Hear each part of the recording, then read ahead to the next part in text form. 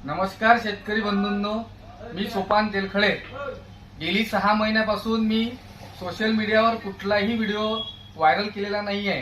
त्याचं एक कारण म्हणजे बरेचशा तज्ञांचं मार्गदर्शन आपल्याला सोशल मीडियाच्या माध्यमातून पाहायला मिळत होतं।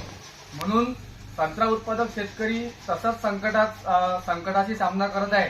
म्हणून शेतकऱ्यांचं कन्फ्युजन न व्हावं म्हणून मी कुठल्याही प्रकारचा सोशल मीडियावर व्हिडिओ या ठिकाणी व्हायरल केलेला नाहीये।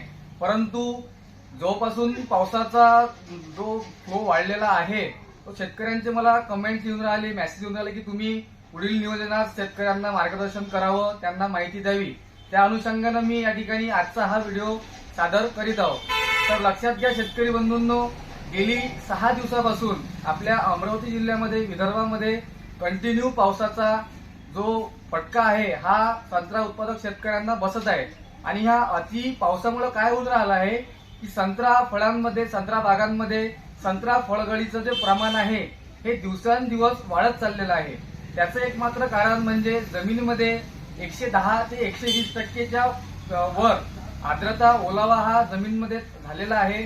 त्यामुळे काय होऊन राहिलं की जमिनीमध्ये सातत्यानं ज्या पांढऱ्या मुळा आहे, ज्या रूट झोन आहे हा ब्लॉक होऊन राहिला आहे।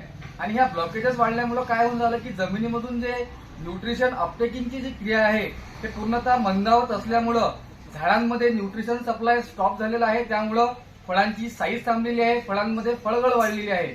आणि दुसरा विषय असा आहे की ही जे फायटोप्थोराचे जे सिम्पटम्स आपल्याला लक्षणं या ठिकाणी दिसून राहिलेले आहे की फायटोप्थोरा म्हटलं म्हणजे फायटोप्थोरा बुरशीचे जे सीड स्पोर्स आहे किंवा बीजाणू आहे हे जमिनीमध्येच वास्तव करून आहे।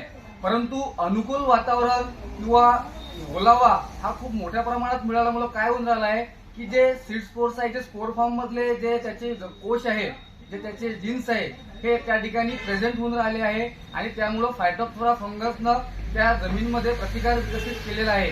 आणि त्याचमुळं शेतकऱ्यांना त्याचं एक नुकसान असं होऊन राहिलं आहे की फांदीमर झालं, त्यानंतर संत्र्यामध्ये फळगळ आहे हे ते त्या ठिकाणी खूप मोठ्या प्रमाणात पाहायला मिळत आहे। तर आपण एकात्मिक त्याचं व्यवस्थापन कसं करू शकतो?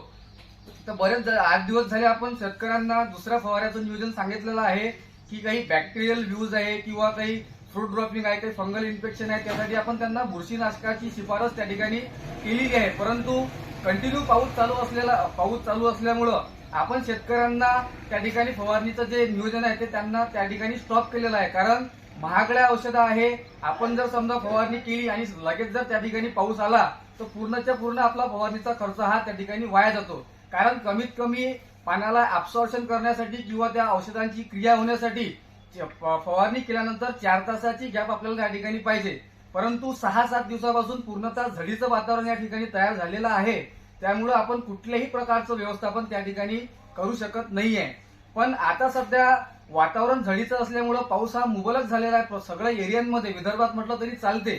तर आता आपण फायटोप्थोरा फंगस असेल किंवा कॉकबन सारखे आजार असेल किंवा अँथ्रॅकनॉस किंवा अल्टरनेरिया यामुळे जे सध्या फळगळ बागांमध्ये चालू आहे तर याचं आपण प्रिकॉशन किंवा खबरदारी कशी घेऊ शकतो?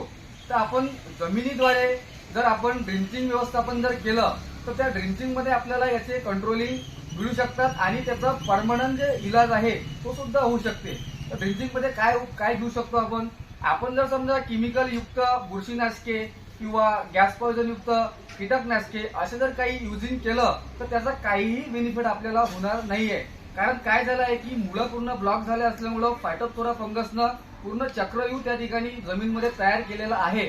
आणि त्या बुरशीवर जे जगणारे मित्र बुरशी आहे किंवा मित्र जीवाणू आहे यासारख्यांचा ड्रिंचिंगचा वापर आपल्याला जमिनीमध्ये करून आपण त्या ठिकाणी त्याचं एकंदरीत व्यवस्थापन करू शकतो। त्यामध्ये आपण काय करू शकतो? आपण जर समजा जमिनीमधून ट्रायकोडर्मा व्हिरिडी, हर्जिनियम, सुडोमोनास अशासारखे जर समजा मित्र बुरशी, मित्र जीवाणू जर जमिनीतून दिले तर त्यामुळे काय होईल की फायटोप्थोरा फंगस जो त्या ठिकाणी प्रेझेंट झालेला आहे तर त्या बुरशीचा संसर्ग कुठल्याही प्रकारचा जमिनीमध्ये होणार नाही। कारण फायटोप्थोरा डेव्हलप झाला असल्यामुळे काय होते की ह्या पाण्याच्या ओलाव्यामुळं तो पूर्ण जमिनीमध्ये त्याचा संसर्ग होत जाते आणि तो संसर्ग वाढला की ऑटोमॅटिकली तुमच्या बगीच्यांमध्ये आजारांचा मोठ्या प्रमाणात प्रादुर्भाव आपल्याला त्या ठिकाणी दिसून येते। तर आपण ट्रायकोडर्मा, सुडोमोनास यासारखे जर समजा मित्र जीवाणू, बॅक्टेरिया जर जमिनीतून दिले तर आपल्या फायटोप्थोरावर 100% आपल्याला त्या ठिकाणी उपाय मिळून जाते। सोबतच आपण झाडाला आता कॉकबन म्हणजे काय कॉकबन म्हणजे एकंदरीत जर सांगायचं झालं तर अन्नद्रव्याची कमतरता, रुजून जर ब्लॉक झाल्या तर झाडाला अन्नद्रव्य व्यवस्थापन होत नाही. तर अशा वेळी आपण कन्सोर्शिया म्हणजे ॲझोस्पिरिलियम, पीएसबी, केएमबी, नत्र उपलब्ध करणारे जीवाणू, फॉस्फेट उपलब्ध करणारे जीवाणू, पोटॅश उपलब्ध करणारे जीवाणू म्हणजे कन्सोर्शिया एनपीके सोबत ट्रायकोस्युडो असं कॉम्बिनेशन करून जर समजा ड्रिंचिंगचं व्यवस्थापन त्या ठिकाणी केलं तर नक्कीच आपल्याला फळगळवर नियंत्रण ठेवता येते. त्यासोबतच आपला कॉकबन सुद्धा कंट्रोल करता येते. आणि राहिला विषय आपला स्प्रेइंगचा, तर इथून दर 15 दिवसाच्या अंतरानं आपल्या फळाच्या कॉन्टॅक्टमध्ये फंगस तयार होते.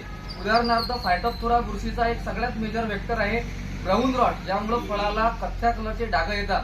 दुसरा फंगल इन्फेक्शन होते फळाला अल्टरनेरिया, कोलेटोड्रिकम, डिप्लोडिया यासारखे जे हे फंगल इन्फेक्शन फळांना होते. तर त्यासाठी आपण फवारणीतून आपण बुरशीनाशकाचा वापर करू शकतो. आता 4-5 दिवसानंतर जर समजा उगाळ आपल्याला भेटली तर आपल्याला फवारणीद्वारे जसं काही ॲझोस्ट्रोबिन डायफेनकुनाझोल आहे, मेटॅलेक्झिल क्लोरोथायरोनिल आहे, सायमोग्झिल मॅन्कोजेब आहे यासारखे फंगिसाइड सिस्टेमिक कॉन्टॅक्ट दोन्ही वेळेनं काम करणारे जर आपण त्या ठिकाणी फवारणी केली तर नक्कीच आपल्याला त्याचा 100% फायदा होणार. आणि दुसरा प्रॉब्लेम येते सिट्रस कॅन्कर, जो एक बॅक्टेरियल विषाणूजन्य रोग आहे. तर त्यासाठी आपण प्रिव्हेंटिव्ह मध्ये जर बॅक्टेरियासाइड जर घेतलं तर तुमचा बॅक्टेरियासाइडचाही प्रॉब्लेम त्या ठिकाणी तुम्हाला आढळून येणार नाही. दुसरा सगळ्यात महत्वाचा मुद्दा, ज्यांनी नोव्हेंबर 20, डिसेंबर 10, डिसेंबर 20च्या दरम्यान पाणी सोडलेलं आहे तर त्यांच्या फळांची साईज सध्या एकदम बेटर आणि समाधानकारक आहे. तर त्यांना काय करायचं आहे की या महिन्याच्या शेवटी किंवा ऑगस्टच्या पहिल्या आठवड्यात फोरेमन ट्रॅप 20 झाडावर एक याप्रमाणे त्यांनी फोरेमन ट्रॅप लावायचे आहे. आणि फोरेमन ट्रॅप कोणत्या लावायच्या, कारण फ्रूट फ्लायची जर लाईफ सर्कल पाहिली तर कमीत कमी 1.5 ते 2 महिन्याची आहे.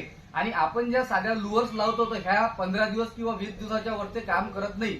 तर मार्केटमध्ये पाटील बायोटेकची एक मक्षीकारी नावाची जे लुअर्स येते ते जर तुम्ही त्या ठिकाणी लावली तर फ्रूट फ्लायची जेवढी लाईफ सर्कल आहे तोपर्यंत 2 महिन्यापर्यंत त्याचा ड्युरेशन तुम्हाला मिळतो. तर अशा पद्धतीनं तुम्हाला त्या ठिकाणी नियोजन करायचं आहे.